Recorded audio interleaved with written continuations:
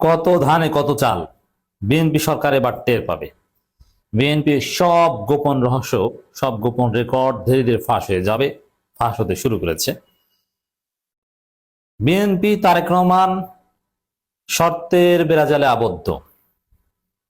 এই শর্ত না মানলে তাকে ক্ষমতা ছেড়ে লন্ডন ফিরে যেতে হবে। দর্শক, জুলাই সনদ মানবে না, গণভোট মানি না, এত সোজা?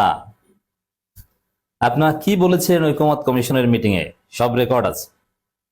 ক্ষমতা এসেছেন, ইউনুস মেটিকুলাস ডিজাইন নির্বাচনের মাধ্যমে আপনাদের ক্ষমতা দিয়ে দিয়েছে, কিন্তু অনেক শর্ত ইউনুস জুড়ে দিয়েছিল।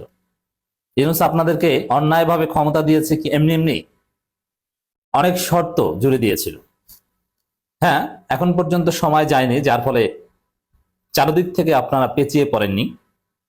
সময় আছে এখনো সঠিক লাইনে আসার, কিন্তু এদিক ওদিক যেতে পারবেন না। আপনাদের নাকে বর্ষি লাগানো। 2024 সালের 5 আগস্ট থেকে শুরু করে নির্বাচন পর্যন্ত কোন নেতা কত টাকা চাঁদাবাজি করেছে, কত টাকা পাচার করেছে, সবকিছু বিশেষ গোষ্ঠীর কাছে রেকর্ড আছে। এবং জুলাই সনদ নিয়ে আপনাদের অবস্থান কি, গণভোট নিয়ে অবস্থান কি, সবকিছু রেকর্ড আছে। চাল চাতুরি করবেন, জনগণ প্যান্ট খুলে ফেলবে, তারপর আবার লন্ডন পালিয়ে যেতে হবে, বঙ্গোপসাগরে ঝাঁপ দিতে হবে। খুব সহজ হবে আপনাদের ফেলে দেয়া। আওয়ামী লীগ যেরকম পেরেছে বেঈমানি করতে, আপনারা পারবেন না। দর্শক দেখেন খবর, সংবাদ সম্মেলনে বদিউল আলম মজুমদার। এই বদিউল আলম মজুমদাররা কারা? বদিউল আলম মজুমদার, দেবপ্রিয় ভট্টাচার্য, এরকম একটা গ্রুপ আছে ইউনুসের সাথে যাদের সম্পর্ক খারাপ না। এদেরকে 111-এর কুশীলব বলা হয়। এর মানে এরা কিছু একটা ঘটাতে পারেন, এবং ইতিহাস বলে যে বিএনপির বিরুদ্ধেই ঘটিয়েছে। এখন আবার বিএনপির বিরুদ্ধে এরা দৃশ্যপটে। এই সুজন, টিআইবি, বিএনপিকে কুরে কুরে খেয়েছে এরা।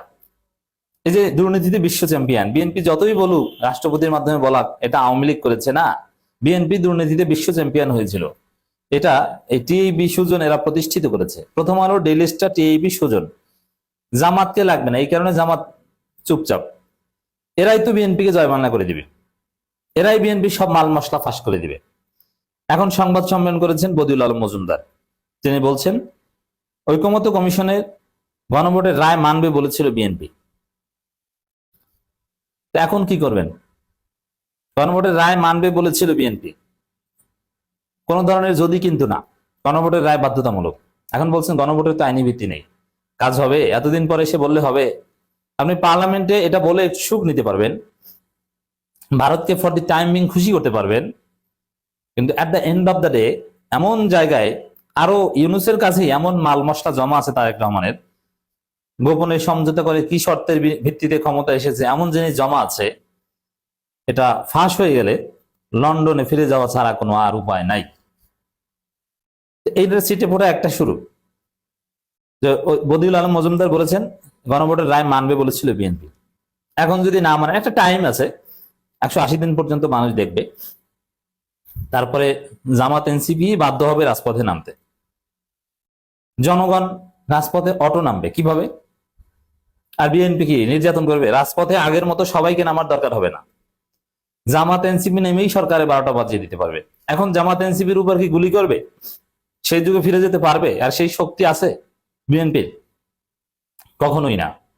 অতএব উল্টা পাল্টা যাই করতে যাক, জামাত এনসিপির আন্দোলন দমন করতে গেলেই বিপদে পড়বে, আর আন্দোলন দমন না করলে মেনে নিতে হবে। আর তখনকার সময় এমন একটা প্রেক্ষাপট তৈরি হবে, ওই বিএনপির মাল মশলা চারিদিকে যা জমা আছে সবকিছু ফাঁস করে দেওয়া হবে।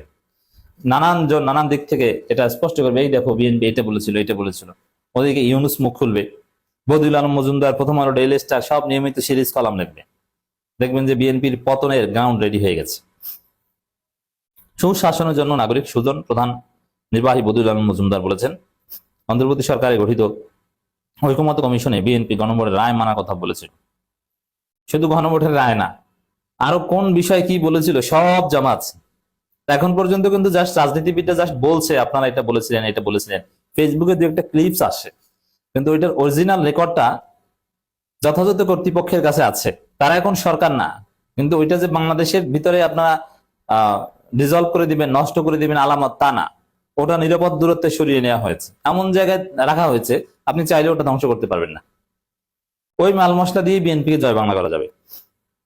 গণভোটের ফলাফল ভবিষ্যতে কি, এমন প্রশ্নের জবাবে বদিউল আলম মজুমদার বলেন, এটা আমাদের দেখার বিষয়। আমরা যখন ঐকমত্য কমিশনে ছিলাম, বিএনপির পক্ষ থেকে যারা সেখানে প্রতিনিধিত্ব করেছিল, তারা যে বক্তব্য দিয়েছেন, তারা কিন্তু গণভোটের রায় মানার কথা বলেছিল। তারা এখন মানবেন না। এতদিন পরে সে কথা বললে হবে যে মানবো না? এখানে বিএনপি আসলে একটা মাইন্ডকে জিপে পড়েছে। ইউনূসের আমলে বিএনপি সবকিছু মেনে নিয়েছিল, লিখিত কথা দিয়েছিল, সাইন দিয়েছিল, কিন্তু এর পরিণতি কি হবে এটা আর ভাবে নাই। কেন সাইন দিয়েছিল? ভেবেছিল যে ইউনূস নির্বাচন দিবে না, অতএব যেভাবে পারি সব শর্তে রাজি হয়ে চাপ প্রয়োগ করি। কিন্তু দেখা গেল নির্বাচন দিল, বিএনপি ক্ষমতা আসলো, এখন দেখা গেল যে আগের কথা তারা মানতে পারছে না, এবং ক্ষমতা আসলো ভারতের এবং আমেরিকার হাত ধরে। বিএনপি নিজেরাই বেকায়দায় পড়েছে, আগে পূর্ব প্রস্তুতি ছিল না। তো এইভাবে বেকায়দায় পড়লে তারা ক্ষমতায় থাকতে পারে না। আমার মনে হয় যে বিএনপির সামনে একদম ভালো হয়ে যাওয়া ছাড়া ক্ষমতায় থাকার কোনো উপায় নেই, উল্টাপাল্টা করতে গেলেই কলাপস করবে। আমরা আশা করি, বদিউল আলম মজুমদার বলছেন, জনগণের রায় মেনে নিয়ে দরকার হলে সরকারি দল বিরোধী দল আলাপ আলোচনা করে জনগণের রায়কে সমুন্নত রাখবে। তো এখানে একটা কথা আমি আগেই বলেছি যে সালাউদ্দিনদের বিসর্জন দেবে বিএনপি। একটা পর্যায়ে যখন জামাত এনসিপি সিরিয়াসলি আঙ্গুল বাঁকা করবে, আন্দোলন করবে, তখন প্রধানমন্ত্রী বলবেন বা সবাই বলবেন যে না, সালাউদ্দিনরা বিএনপি বেইমানি করলো, তারেক রহমান বেইমানি করতে পারে না। তারেক রহমানকে হিরো বানিয়ে গ্লোরিফাই করে তখন এগুলো মানা হবে। বিএনপির সব মতামত উপেক্ষা করে তারেক রহমান এগুলো মানার ঘোষণা দিবেন। এর মাধ্যমে তারেক রহমানের একটা কাল্ট ইমেজ তৈরি হবে। দেখেছো কি ভালো, জিয়া পুত্র, খালেদা পুত্র। টোটাল বিএনপি যাই বলুক, ব্যক্তিগতভাবে সে কিন্তু জনগণের সাথে প্রতারণা করেনি, গণভোটের সাথে বেইমানি করেনি।